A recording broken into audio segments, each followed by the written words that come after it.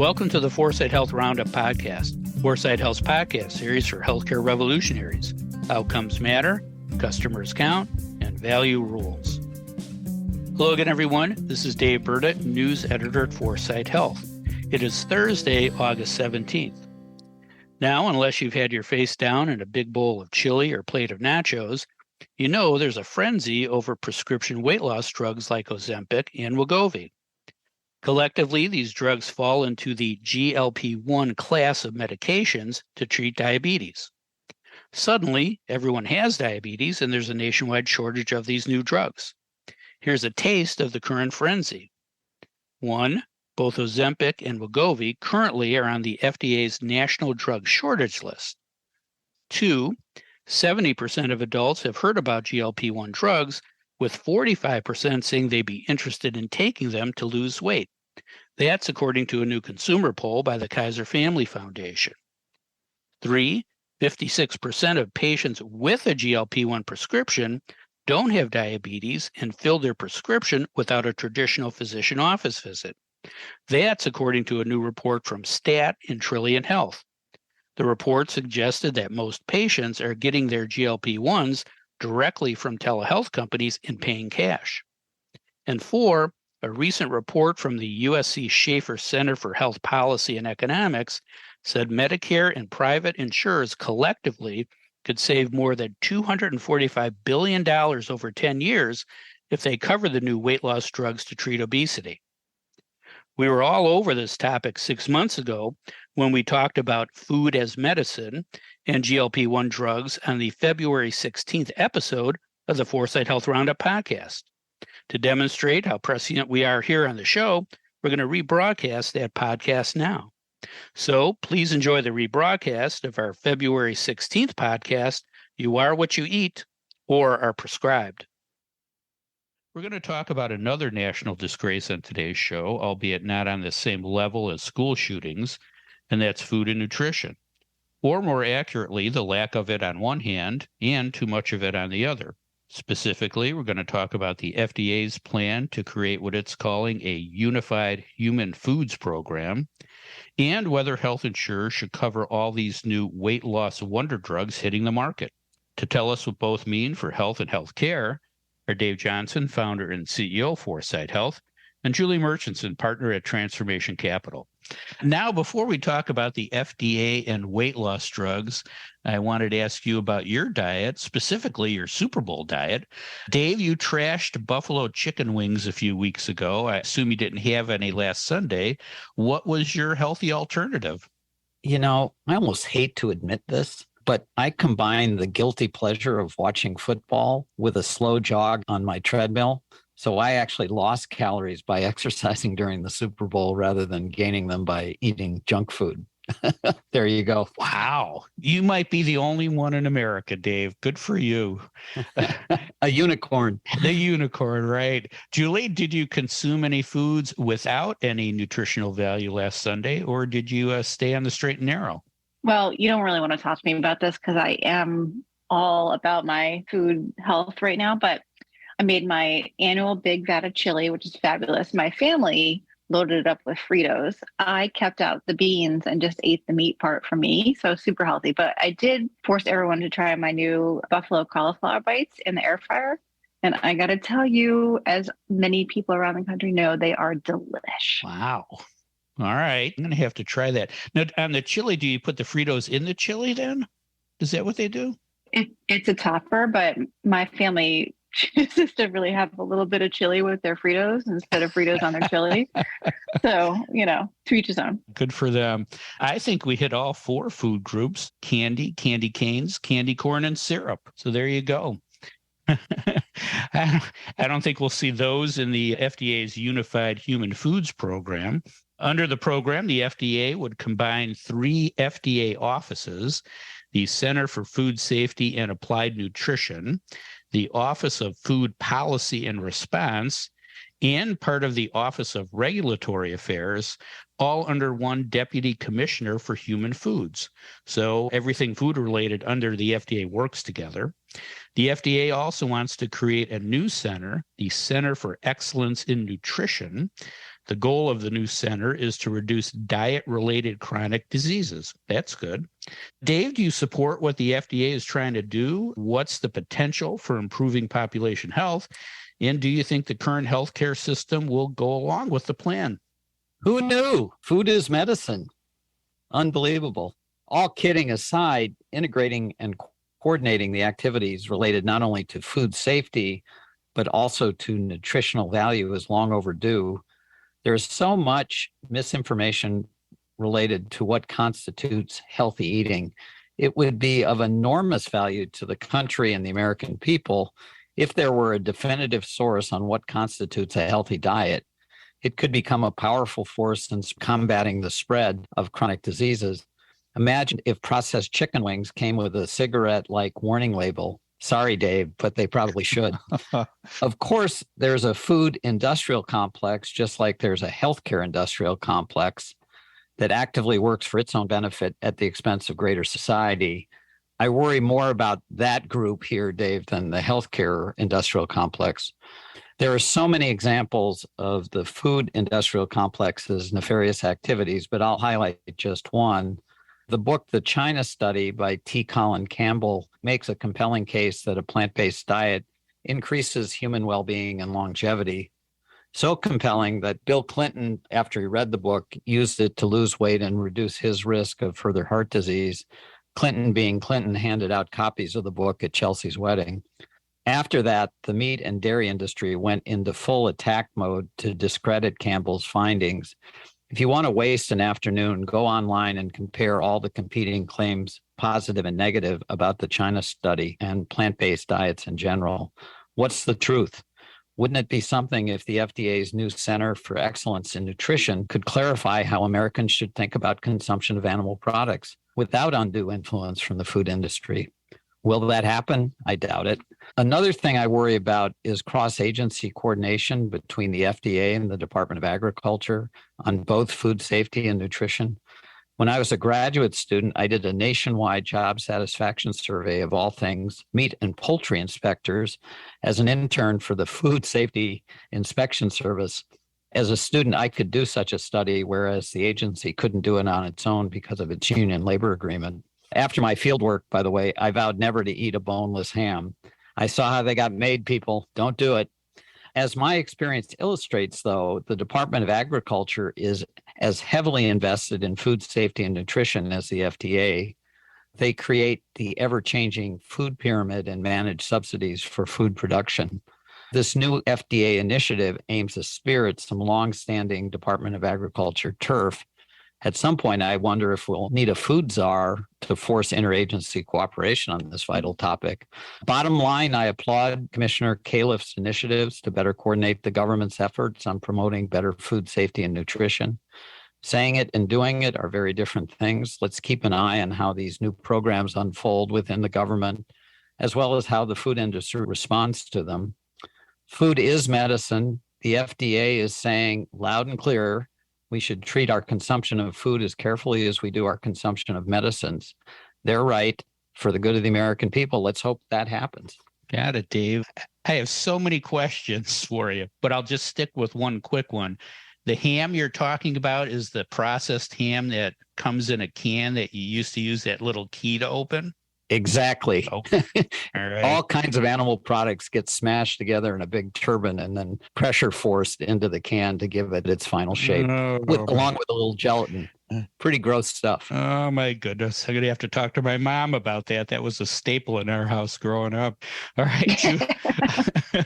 Water under the bridge, Dave. Yeah. We're still here, knock on wood. All right. Julie, any questions for Dave?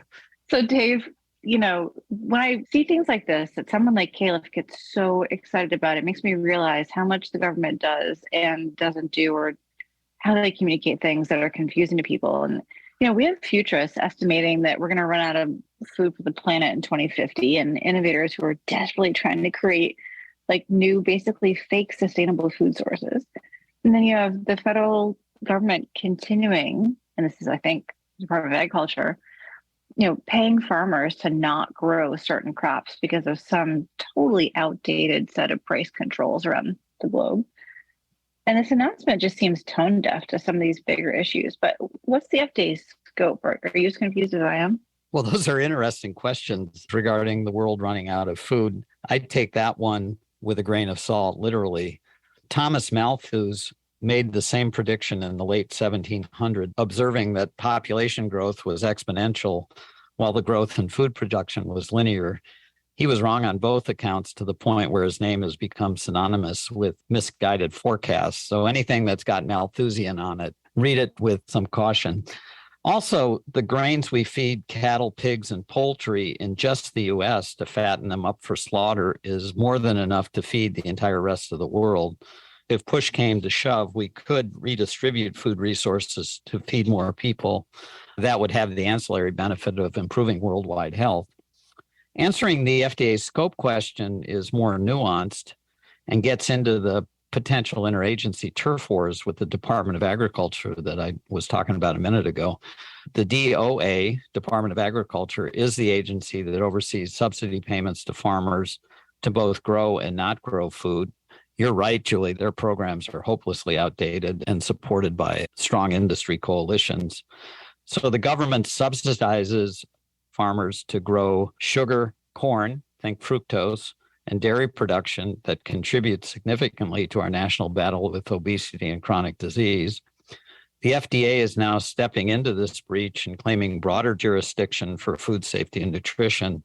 That's not going to sit well with farmers and major segments of the food industry, probably also not going to sit well with the Department of Agriculture. So although I was being facetious just a moment ago, I actually do wonder if the nation needs a food czar to coordinate rational policies for advancing health and well-being. Our current system clearly isn't doing that. Hallelujah. Yeah. Thanks, Dave. Now let's talk about this boom in the weight loss market. We're talking about two things: prescription drugs like Ozempic and Wegovy, and over-the-counter supplements, and digital health apps that combine drugs and supplements with coaching. The cost of a prescription drug alone can run more than $1,000 per month. According to a number of stories I've read, many commercial health insurers don't cover the drugs, and Medicare doesn't cover the drugs either. Julie, clinical research has shown that the drugs work when used properly and taken consistently over time. We know the long-term health benefits of weight loss. Should insurers cover them? If so, at what level? And what are the population health consequences if insurers don't cover them? Well, this reminds me of the three-headed monster I know I've talked about here before, which is who's going to win this battle? Is it the innovation that we digitize from the inside of healthcare's bowels to automate our way out of this mess? Or is it innovating upstream by convincing consumers to eat better and exercise? Or is it pharma who produces a curative drug that just is the easy button that, takes us all away? And this is that classic argument. So here we have a quote unquote curative drug. When you look at the stats, 70% of Americans overweight or obese with increased risk of type 2 diabetes, heart disease, all the things we know. And the access issues for anything these days, according to the CDC, non-Hispanic Black adults have the highest rates of obesity, followed by Hispanic Black adults. And these are two populations that probably will not have access to a drug like this that costs, Dave, some articles I read were over $1,000 a month. So, there's need here and there are immediate issues. And these two drugs, Ozempic and Wegovy, they're basically the same drug coming from some semaglutide or something, semaglutide.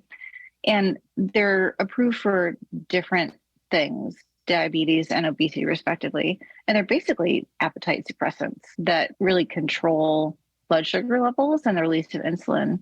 Wegovy in particular is approved for people with BMI of at least 27 and who have a weight-related condition like high blood pressure or high cholesterol. So studies so far have shown that Wegovy can cut body weight by 15%. It sounds like quite a miracle. But as you pointed out, Berta, these drugs are not covered by CMS or insurers. But you know what is? Bariatric surgery. So here we have the setup of insurers will pay for a risky surgical service that takes, tremendous prep and recovery versus now this drug that's coming to market. So setting ourselves up here. But get this.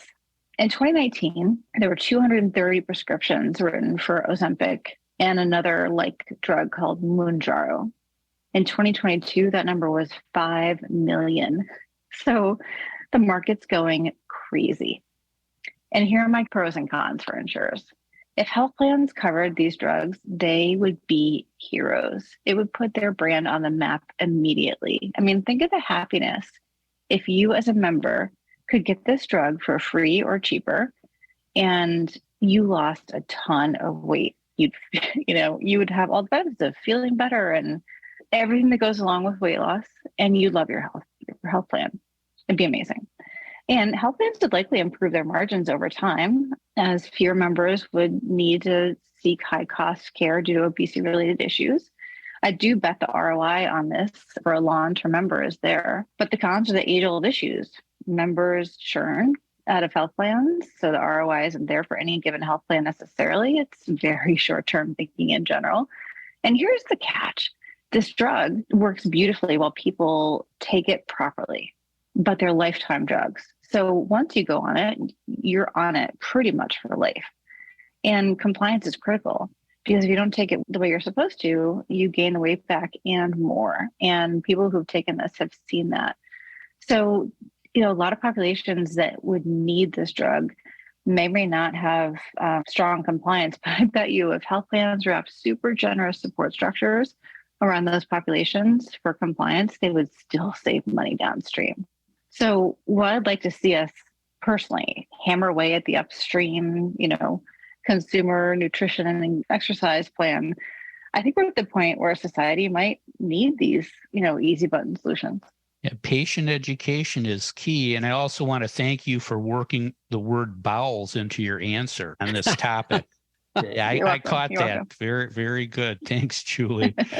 Dave, any questions for Julie? I'd like to ask you about what we typically call side effects. Drugs have a systematic impact on the body. They target one disease or symptom, but in actuality can influence more than one targeted area. My favorite example of this are the drugs that doctors prescribe for restless leg syndrome. Requip and Mirapex also trigger pathological gambling, compulsive shopping, and hypersexuality in some people who take the drugs. These aren't side effects. These are real effects. So when it comes to diet drugs, there's a long history of these types of inadvertent side effects. So costs aside for a moment, how should we assess the broader risk of widespread use of these diet drugs? Are there potential unforeseen consequences? Is the market getting ahead of science? What do you think? Well, I definitely think the market could be getting ahead of science. We don't know what we don't know about this drug quite yet. So I did look at this actually, Dave, and in clinical trials, 73% of adults that took the highest dose of Wegovy reported gastrointestinal issues, nausea, diarrhea, vomiting, constipation, stomach pain, etc. And some people reported, more serious side effects like pancreatitis and kidney failure. But, nothing super out of the ordinary, frankly, for drugs you hear about.